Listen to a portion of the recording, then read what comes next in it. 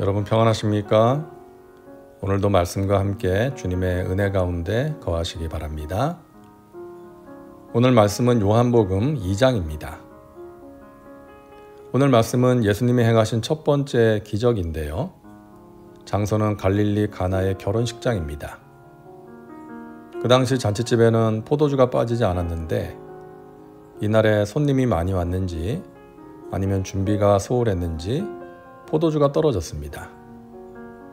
참으로 난감한 상황이 된 것이죠.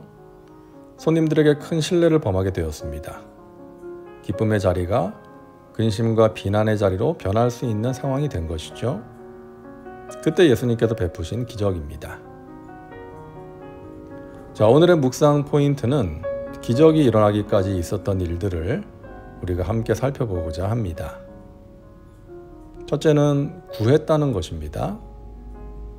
예수님의 어머니 마리아는 예수님께 포도주가 떨어졌다는 사실을 알립니다. 단지 사실을 알리는 데 목적이 있었던 것이 아니죠. 이 문제를 해결해 달라고 구한 것이죠. 마리아는 포도주가 떨어졌다는 문제를 알았고 예수님이 이 문제를 해결할 수 있다는 것도 알았던 것입니다. 우리는 문제 앞에서 하나님께 구해야 합니다. 그런데 많은 사람들이 구하지 않습니다. 문제를 만나도 기도하지 않아요. 그냥 낙심, 걱정, 근심, 두려움 가운데 함몰되어 있는 것입니다. 그러나 우리는 시편 기자처럼 내 영혼아 내가 어찌하여 낙심하며 어찌하여 내 속에서 불안해하는가. 너는 하나님을 바라보라. 하나님께 소망을 두라. 그가 나타나 도우심으로 말미암아 내가 여전히 찬송할 것을 믿는다 라고 자신에게 선포하고 결단해야 합니다. 구하라 그리하면 주실 것이요 라고 말씀하시죠. 무엇을 주시나요? 응답을 주시고 은혜를 주시고 성령을 주시고 좋은 것을 주십니다. 너희가 자식의 떡을 달라고 하는데 돌을 주고 생선을 달라고 하는데 뱀을 줄 사람이 있느냐? 너희가 악한 자라도 자식에게 좋은 것으로 주고자 하는데 하물며 하늘에 계신 너희 아버지께서 구하는 자에게 좋은 것으로 주시지 않겠느냐? 신실하신 하나님을 믿음으로 구하라는 것입니다. 둘째, 낙심하지 말고 기다려야 합니다. 마리아가 구했을 때 예수님은 네 알겠습니다 어머니 제가 문제를 해결해 보지요 라고 하지 않고 나와 무슨 상관이 있습니까? 내 때가 아직 이르지 않았습니다 라고 말씀합니다.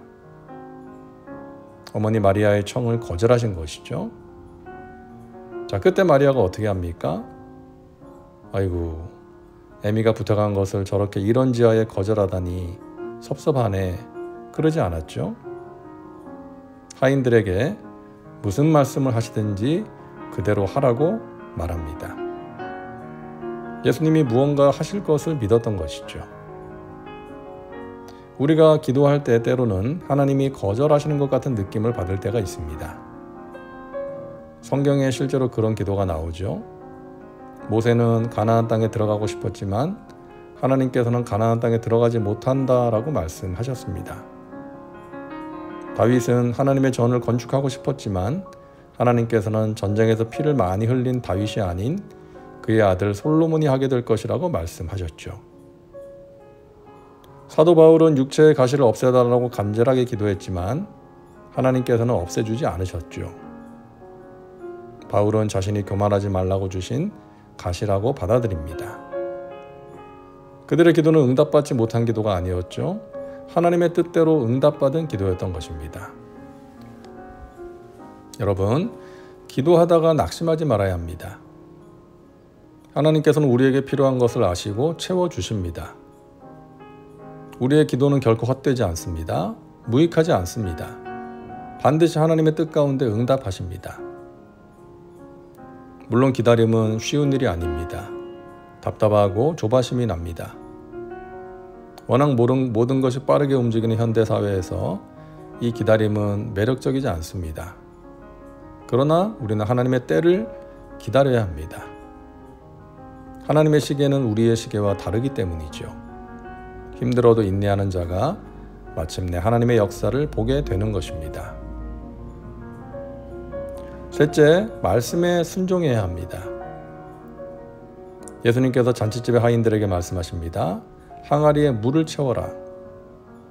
그리고 이제는 떠서 연회장에게 갖다 주라. 이게 참 황당한 말씀 아닙니까? 분명히 자기들이 물을 채웠는데 그 물을 떠서 갖다 주라니. 얼마나 어이없는 말씀입니까?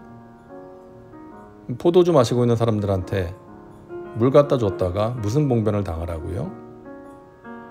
하지만 그들은 예수님의 말씀대로 합니다. 그 순종이 놀라운 것이죠. 그 하인들의 순종이 없었다면 기적은 일어날 수 없었을 것입니다. 우리가 때로는 순종하지 못할 때가 있습니다. 몸과 마음이 지쳐 있을 때, 또 하나님의 말씀이 내 생각과 다를 때, 하나님의 생각에 우리 생각을 맞춰야죠. 그래서 기도하는 것이죠. 또는 실패에 대한 두려움 때문에 순종하지 못할 때도 있습니다.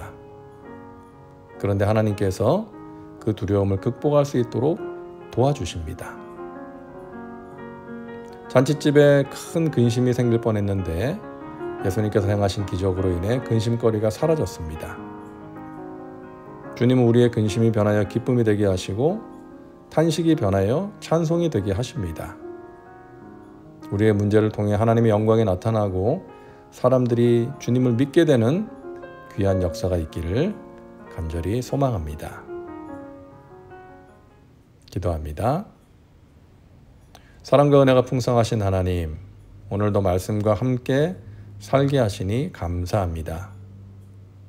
우리가 만나는 문제를 통해 주님의 행하시는 은혜의 역사를 체험하길 원합니다. 구하고 기다리고 순종하여 주님이 베푸시는 귀한 은혜를 체험하게 하여 주시옵소서.